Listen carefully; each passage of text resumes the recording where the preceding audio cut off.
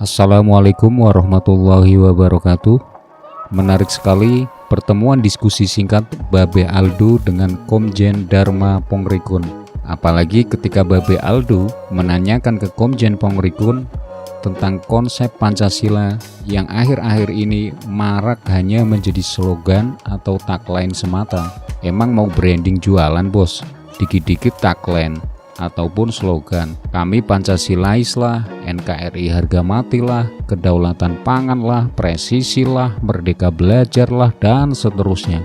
Mana konsepnya untuk mewujudkan itu? Siapa sosok yang harus diteladani rakyat?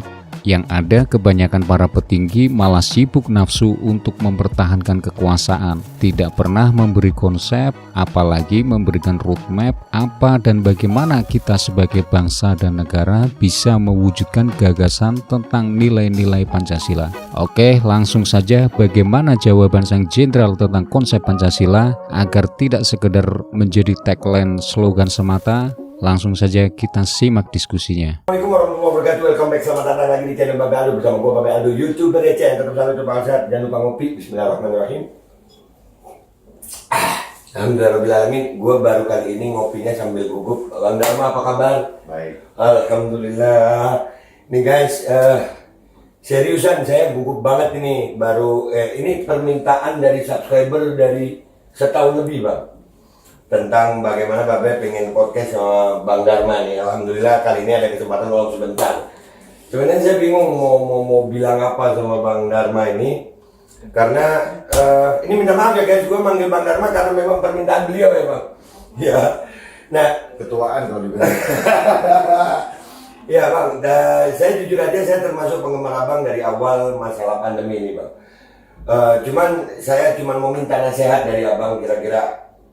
Untuk orang-orang seperti kami ini, apa yang harus kami lakukan menghadapi keadaan sekarang ini? Kan ini Indonesia sampai hari ini Bang, jujur aja saya belum menemukan satu orang yang berani berbicara untuk membanggakan Indonesia demi Indonesia. Yang ada sekarang membanggakan ini untuk Indonesia, membanggakan ini untuk Indonesia. Belum ada produk asli Indonesia gitu Bang, baru Abang yang saya lihat. Kira-kira apa yang harus kita lakukan? Sementara ini kan di luar sana ini masing-masing ini Bang, belum ada produk asli Indonesia gitu Bang. Nah menurut Abang sendiri kita harus gimana nih Bang melawan ini semua gitu Bang? Sebenarnya kita nggak usah melawan. Kita mengikuti gendangnya, tetapi dengan kepercayaan diri menuju kepada kemandirian. Nah, untuk bisa mandiri, kita harus paham dulu Pancasila secara benar. Ada 5 nilai luhur Pancasila di dalam Pancasila. Sila pertama, ketuhanan yang Maha Esa. Nilainya apa? Ikhlas. Yang kedua, kemanusiaan yang adil dan beradab. Nilainya apa? Kita menerima, menikmati, dan menghargai apa yang Allah berikan. Karena kalau manusia membandingkan, terus kemudian melihat strata seseorang, merendahkan seseorang, maka kita tidak bisa jadi manusia adil. Otomatis kita berarti tidak ikhlas ya, dengan keberadaan itu. Dan kemudian kita tidak mungkin beradab. Kalau kita sudah tidak beradab, maka kita tidak mungkin bisa bersatu. Karena untuk bersatu itu perlu bersyukur menerima apa yang baik dari Allah, apa yang kita rasa tidak baik sebagai hadiah yang terindah dari Allah. Kemudian nilai yang berikutnya adalah tulus. Kalau kita sudah tulus, kalau kita bisa berlimpah syukur, maka kita akan menghadirkan tulus di dalam hati kita, sehingga kita tidak akan lagi mementingkan kepentingan kelompok. Kita akan mementingkan kepentingan orang banyak dan mempersembahkan hidup kita untuk orang banyak. Barulah kita bisa mencapai cita-cita bangsa Indonesia menjadi keadilan sosial bagi seluruh rakyat Indonesia. Ketika apa? Ketika kita selalu merasa bahagia bersama, tidak merasa keberhasilan orang menjadi suatu hal yang harus kita cemburu, dan tidak kita titipkan bahagia kepada orang itu. Yang terakhir, kita kembali ke sila yang pertama, semuanya kita kembalikan demi kemuliaan Allah. Itulah makna inna lillahi wa inna ilaihi raji'un. Ikhlas menerima, ikhlas melepas. Kita tahu kapan seorang pemimpin itu akan berhenti, karena dia tahu bahwa semua ini hanyalah amanah yang harus dipertanggungjawabkan kepada Tuhan yang Maha Esa. Iya bang. Jadi alhamdulillah saya sendiri bang termasuk orang yang ngefans sama abang itu, walaupun kita berbeda keimanan ya bang. Artinya saya bangga gitu kenal abang, melihat abang ngefans gitu, karena mau mempertanggungjawabkan hidupnya untuk kehidupan setelah mati. Itu jarang bang. Nah ini kembali ke Pancasila tadi bang.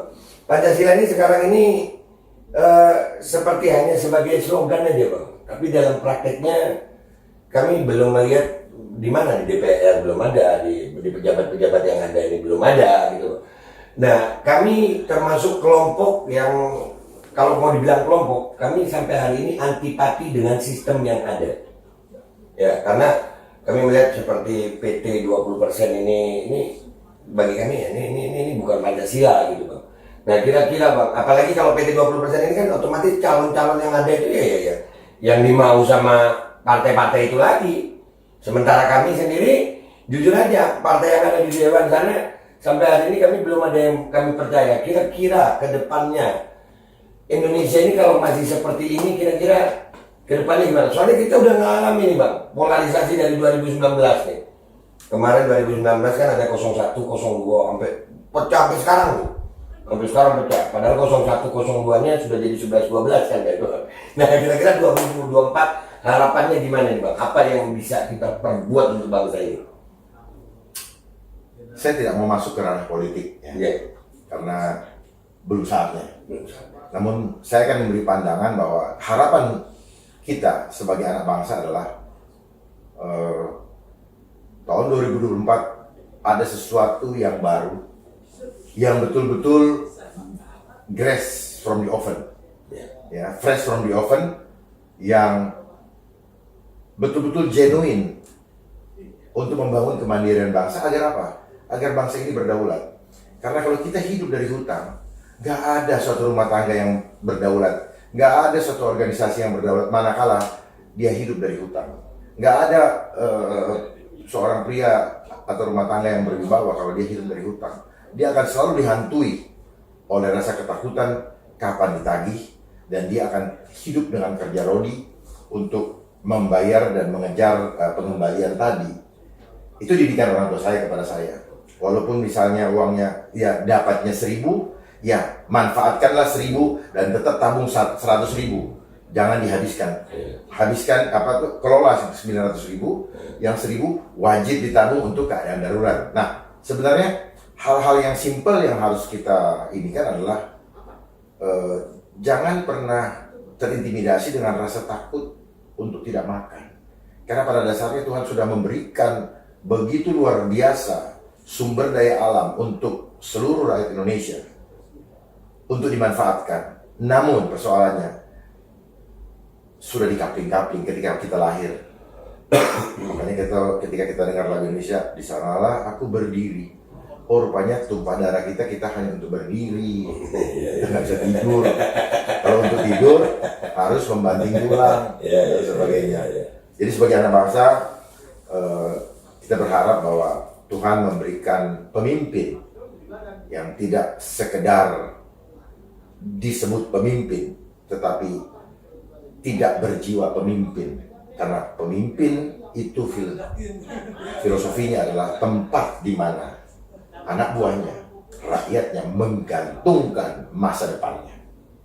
Jadi kalau pemimpin tidak bisa dijadikan tempat oleh rakyat untuk menggantungkan masa depannya, maka dia bukanlah pemimpin. Dia hanya sebagai leader. Dan leader pimpinan. Pemimpin dengan pimpinan itu dua hal yang berbeda. Kalau pimpinan adalah dia didudukkan. Tapi kalau pemimpin, dia lahir dan dia punya nurani yang